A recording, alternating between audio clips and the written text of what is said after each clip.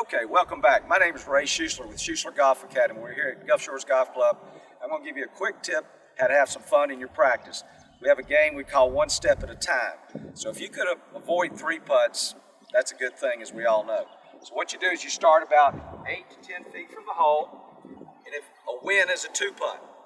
If you make it, great, but if we get a 2-putt from here, that's good. You'd be surprised how many good golfers 3-putt from short distance. So if you 1-putt or 2-putt from here, you just take 1 step, and you do it again, and you keep going, and you see how many steps away you can go until you have a 3-putt.